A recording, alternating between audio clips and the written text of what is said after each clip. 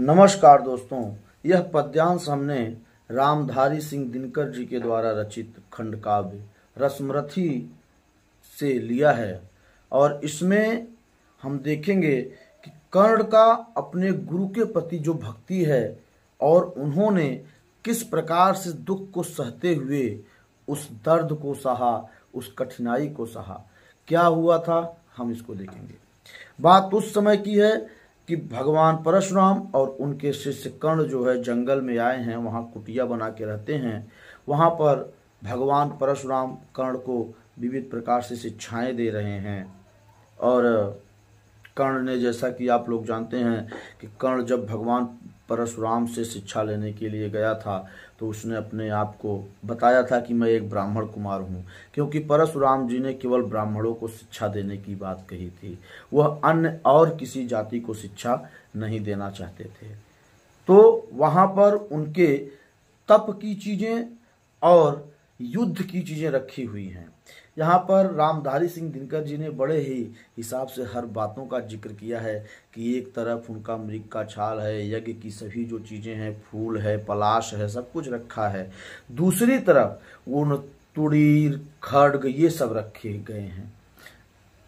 तो कर्ण बैठा है, भगवान परशुराम अपना सर रखकर उसके पैरों पर, उसके जांघ पर सोए हुए हैं। और कर्ण जो है विविध प्रकार से सोच रहा है जो भगवान परशुराम ने उनसे बातें कही हैं। वह विह्वल है, सोच रहा है कि किस प्रकार से जब वह तीर को उठाकर चलाता है, कोई कर्तव्य दिखाता है, तो परशुराम जी उसकी प्रशंसा कर उठते हैं और कहते हैं, वाह, आज जिस प्रकार से तुमने ये तीर चलाया है, तुम निश्चित तौर पे एक दिन बहुत ज़्यादा कीर्ति कमाओगे और एक समय ऐसा आएगा कि मेरे समान तुम भी इस धरती को छत्री विहीन कर दोगे। तो ये बातें वो सोच रहा है। लेकिन जब वो उसको इसी बातों बातों में जब परशुराम जी कर्ण को ब्राह्मण कुमार कह के उसकी प्रशंसा करते हैं तो वो दुखी भी हो जाता है। वो सोचता है कि ऐसा भी कोई शिष्य है जो अपने गुरु के द्वारा की गई प्रशंसा को सुनकर दुखी हो जाए। फिर वो सोचता है कि ऐसा भी कोई शिष्य होगा जिसने अपने गुरु को ही छला होगा। उसके मन में ये बातें आ रही हैं कि आखिर इसमें मेरा क्या दोष है कि अगर मैं एक छोटे कुल में जन्मा। कोई व्यक्ति क्यों किसी के साहस को, किसी की वीरता को, किसी के दान को, किसी के कर्म को नहीं देखता, बल्कि वह किस कुल से है, किस वंश से है, इन सबको देखता है। कोई व्यक्ति छोटे कुल में जन्म लिया, उसके अंदर कितने भी गुण हो उसका कोई मतलब नहीं रह गया। कोई व्यक्ति बड़े कुल में जन्म लिया, उसके अंदर लाख खोट हो, लेकिन फिर भी वो कोई खोट नहीं है। वो सोच रहा है कि आखिर इसमें मेरी क्या गलती है। ये तो एक आकस्मिक बात है कि कोई व्यक्ति बड़े घर में पैदा हुआ और कोई व्यक्ति छोटे कुल में पैदा हुआ, कोई व्यक्ति बड़े कुल में पैदा हुआ। ये बातें उसके मन में विविध प्रकार से चल रही हैं। वह मग्न है, एक तरफ वह अपने गुरु के भक्ति में मग्न है, तो दूसरी तरफ ये बातें सोच सोच के उसका दिल भी जो है डर रहा है। इतना वह सोच ही रहा होता है कि तब तक क्या होता है कि गुरु को लिए कर्ण चिंतन में था, जब मग्न अचल बैठा, तभी एक बिस्कीट कहीं से आसन के नीचे बैठा। वज्र दंड वह लगा कर्ण के उर को कुतर कुतर खाने, और बनाकर छिद्र मास में मंद मंद भीतर जाने। कर्ण अपने गुरु को लेकर चिंतन में बैठा है, वह पूरी तरीके से उसमें मग्न है। तभी एक विषधर कीट जो है, जो कि उसके आसन के नीचे बैठा है, वह कर्ण के जांघों को कुतर कुतर कर खाने लगा और उसमें छिद्र बनाकर धीरे धीरे वह अंदर जाने लगा।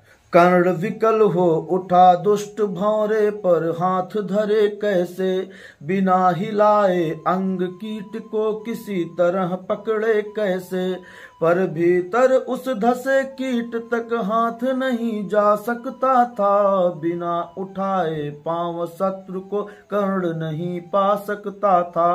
कर्ण जब वह कीट उसके अंदर जाने लगा तो वह दर्द से विकल हो उठा। वह सोच रहा है कि वह इस कीड़े को कैसे पकड़े, अपने अंगों को भी न हिलाए और उसको वो पकड़ सके।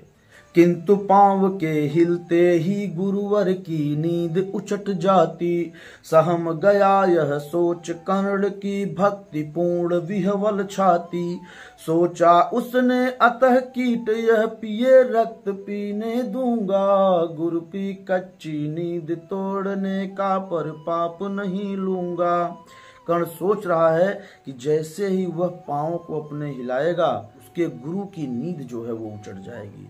यह सोचकर कर्ण का दिल जो है वह पूरी तरीके से भर गया, वह सहम गया। उसने सोचा अगर ये कीट कितना भी मेरा रक्त पिए, पी लेने दो, लेकिन मैं अपने गुरु की कच्ची नींद को टूटने नहीं दूंगा, यह पाप मैं नहीं लूंगा। बैठा रहा अचल आसन से कर्ण बहुत मन को मारे। आह निकाले बिना शिला की सहनशीलता को धारे। किंतु लहू की गर्म धार जो सहसा आन लगी तन में। परशुराम जग पड़े रक्त को देख हुए विस्मित मन में। वह बिना हिले डुले अपने आसन पे अपने मन को मारे कर्ण बैठा रहा। एक भी उसने आह नहीं निकाली, जैसे कोई पत्थर हो उसी के समान वह सब कुछ सहता रहा। लेकिन जब कीड़ा उसके पैरों में घुस रहा था तो उससे जो खून निकला, जब उसने उसके अंगों को छुआ तो परशुराम जी तुरंत जग गए और खून को देखकर वो आश्चर्यचकित हो गए। कर्ण झपट कर उठा इंगितों में गुरु से आज्ञा लेकर। बाह किया कीट को उसने छत में से उंगली देकर। परशुराम बोले शिव शिव तूने यह की मूर्खता बड़ी। सहता रहा अचल जाने कब से ऐसी वेदना कड़ी। कर्ण तुरंत उठ गया और अपने गुरु से आज्ञा लेकर उसने कीड़े को अपने जांघों से निकाला। परशुराम जी बोले शिव शिव ये तूने कितनी बड़ी मूर्खता की है। कब से बिना हिले डुले इस दर्द को सहते हुए तू बैठा रहा और एक आखिर तू बोल नहीं सका। तनिक लजा कर कहा कर्ण ने नहीं अधिक पीड़ा मुझको। महाराज क्या कर सकता है यह छोटा कीड़ा मुझको। मैंने सोचा हिला डुला तो वृथा आप जग जाएंगे। क्षण भर को विश्राम मिला जो नाहक उसे गवाएंगे। कर्ण थोड़ा सा लजा गया, शर्मा गया और उसने कहा महाराज मुझे कोई बहुत ज्यादा पीड़ा नहीं हुई है हमारे गुरुवर, यह छोटा सा कीड़ा हमारा क्या कर सकता है ना। मैंने सोचा कि अगर मैं हिलूंगा डुलूंगा तो आपकी नींद उचट जाएगी और क्षण भर के लिए जो आपको विश्राम मिला है वो भी आपकी खत्म हो जाएगी। निश्चल बैठा रहा सोच यह कीट स्वयं उड़ जाएगा।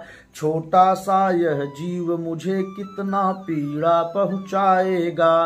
पर यह तो भीतर धसता ही गया मुझे हैरान किया। लज्जित हूँ इसलिए कि सब कुछ स्वयं आपने देख लिया। कहा कि मैं निश्चल ऐसे बैठा रहा, मैं हिला डुला नहीं। मैंने सोचा एक छोटा सा कीड़ा ही तो है, अपने आप यह उड़ जाएगा, कितना मुझे ये दर्द दे सकता है। लेकिन ये तो धीरे धीरे मेरे अंदर ही घुसता रहा। मुझे शर्मिंदगी इस बात की है कि ये बातें अंत में आपने स्वयं जान लिया। परशुराम गंभीर हो गए सोच न जाने क्या मन में।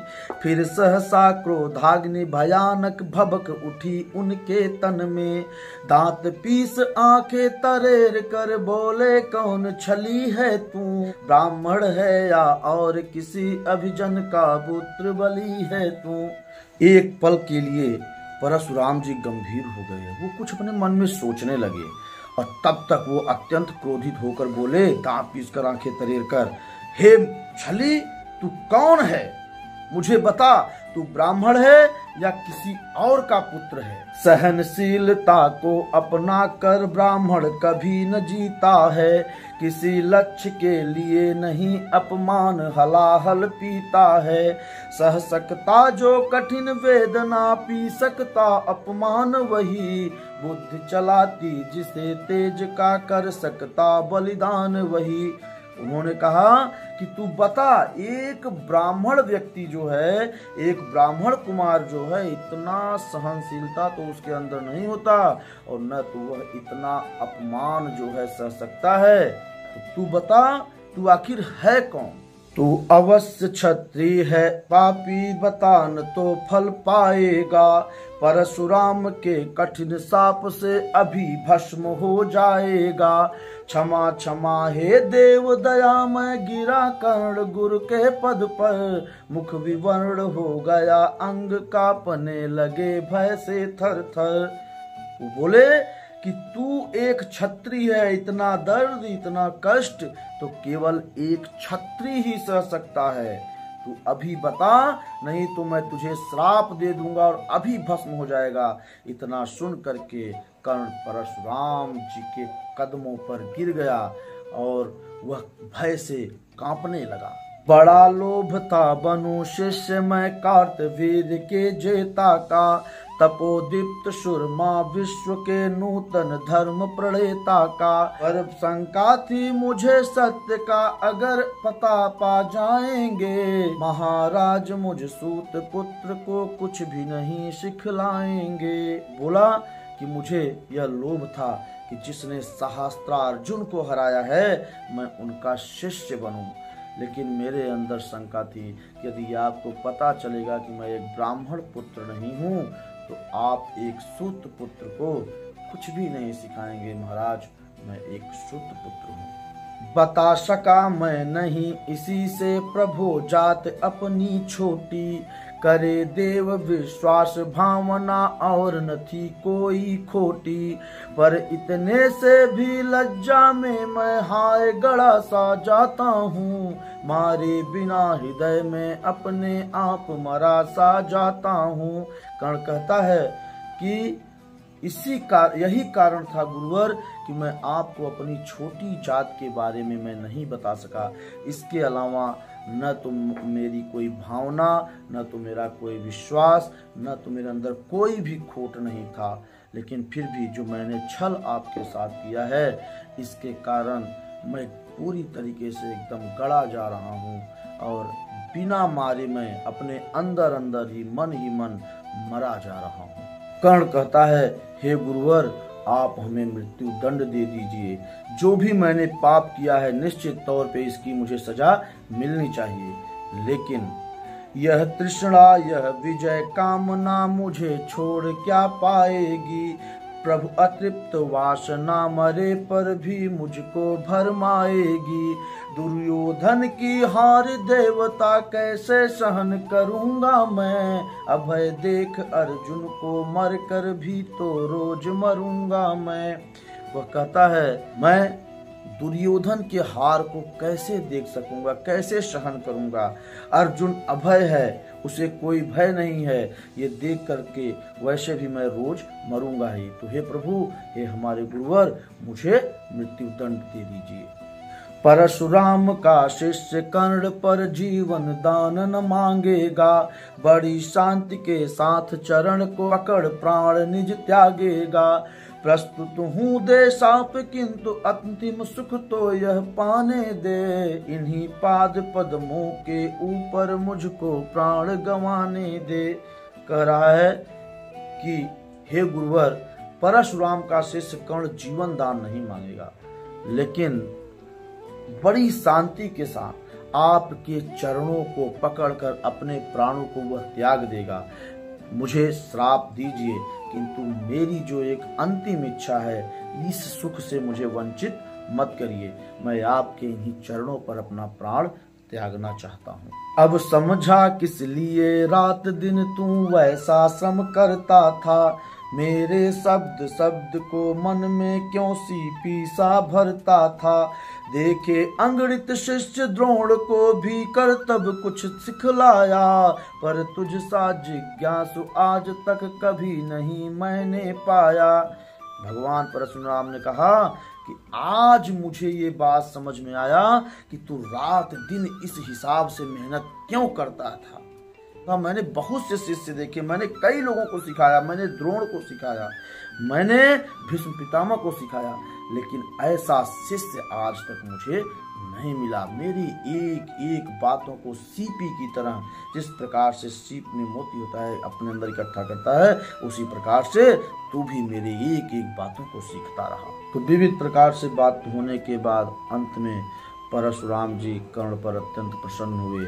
उन्होंने कर्ण को विजय धनुष दिया और बोले कि जब तक ये धनुष तुम्हारे हाथों में रहेगा तुम्हें कोई हरा नहीं सकता।